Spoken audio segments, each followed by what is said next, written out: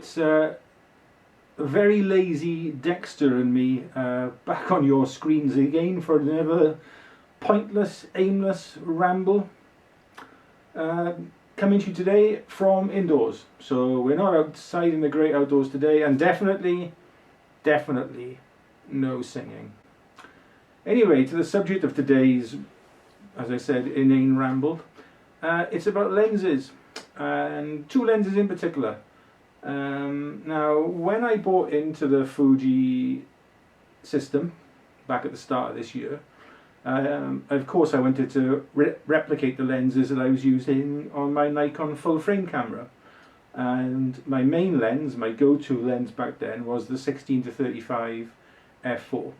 So naturally I bought the Fujinon 10-24 f4 as an almost identical replacement, if you like, when you take the crop factor into consideration.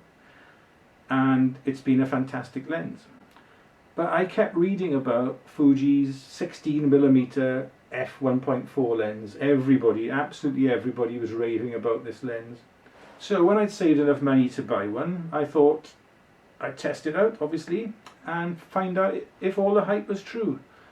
And it was. The 16mm f1.4 lens is a stellar lens. Possibly the best lens I've ever used in any camera system. So given that I've also got the Samyang 12mm lens, did I make a mistake getting the 10-24? Because it's an expensive lens. And now that I've got the Samyang 12mm and the Fuji 16mm, do I still need the Fuji 10-24? I figured that to help me clear this up in my mind, as well as possibly help anybody else who may have the same dilemma, I'd make this quick video.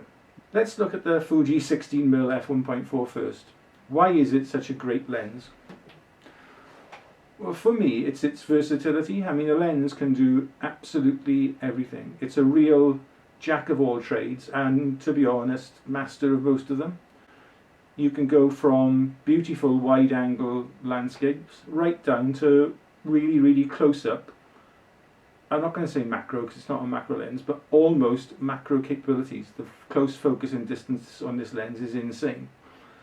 It also takes beautiful portraits. Because of the f1.4 aperture, you can get a really nice blurred background, the bokeh.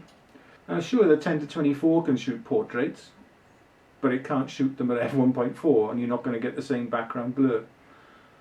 Of course, it's a master of wide-angle landscapes, but close-ups, forget it. It can't do those at all. The closest focus distance is about a meter, I think, on this lens, so you're not going to get close-up photography with the 10-24. But the 10-24 zoom range is one that I love and one that I shot for years, and I'm really loath to get rid of it.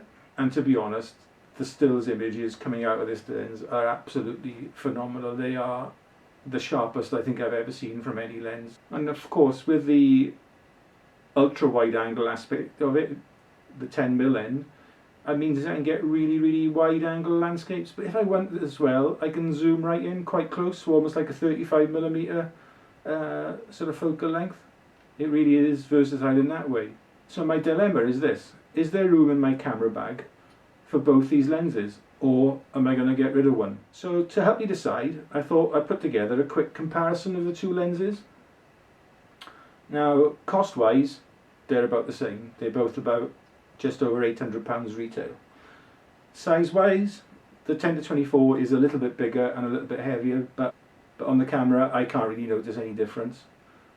The 10-24 has 72mm filter threads, and the 16mm takes 67mm filter threads, so there's no problem getting Lee filter adapter rings or step-up rings or whatever. They're both standard sizes. Now obviously the 10-24 is a zoom lens and the 16mm is a fixed focal length prime lens, but they're both really flexible in what they do. It's just that they do it in slightly different ways. The 16 is the more practical and tactile lens to use, if you like.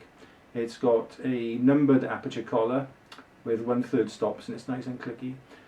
It's got a very useful clutch which you have to engage to enable manual focusing, so you're not going to bump your focus by accident. And the 16 has got a depth of field scale, though how useful that is on such a wide angle lens is open to question anyway, but it's there if you want to use it. The 10-24 offers optical image stabilization but isn't weather sealed. The 16 is weather sealed but doesn't offer optical image stabilization. So there's swings and roundabouts there. The 16mm can focus right down to 15 centimeters, and don't forget that's 15 centimeters from the actual sensor in your camera. So that means that effectively you can photograph things right in front of the front element of the lens. That's how close it gets. The background blur, or the bokeh, I never know how to say that, on the 16 is nicer, because the 16 has got 9 rounded aperture blades, whereas the 10-24 has only got 7. So the outer focus areas on the 16 do tend to look a bit more pleasant. Image quality wise, I don't think there's anything in them. They're both very, very sharp lenses. I think the 10-24 edges it on sharpness, which is surprising given that it is a zoom lens, but it is a very, very, very good zoom lens, and the images coming out of that are absolutely superb. So after setting out to decide which lens I'm going to keep, I've decided to keep both of them. That's right, there's absolutely no point to this video at all. The 10-24 I absolutely love. For wide angle images or zooming in for tighter images, it can't be beaten in my opinion. It is so sharp that it should be illegal, to be honest. But the 16 does everything as well, from close-up photography to beautiful portraits to obviously wide angle landscapes. It does those as well. So I think that with both these lenses I've got absolutely all angles, pardon the pun, covered. Anyway, I'll leave you with some images that I made with both of these lenses. See if you can guess which one made which. And as usual, I hope you found this useful. Probably not, to be honest. Thanks for watching, and we'll see you again very soon. Oh, just one thing. There won't be a video next week, sorry. I'm going into hospital on Tuesday for an operation, so I'm going to be in there for a couple of days, and to be honest, I don't think I'll be up to making a video when I come out after that. So, see you all in a couple of weeks' time. Bye-bye.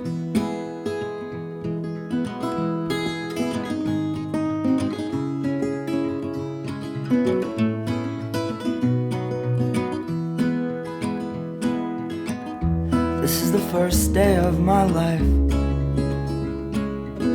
Swear I was born right in the doorway. I went out in the rain, suddenly everything changed. They're spreading blankets on the beach. Yours is the first face that I saw. I think I was blind before I met you. And I don't know where I am, I don't know where I've been, but I know where I want to go. And so I thought I'd let you know. Yeah, these things take forever, I especially am slow. But I realized that I need you, and I wondered if I could come home.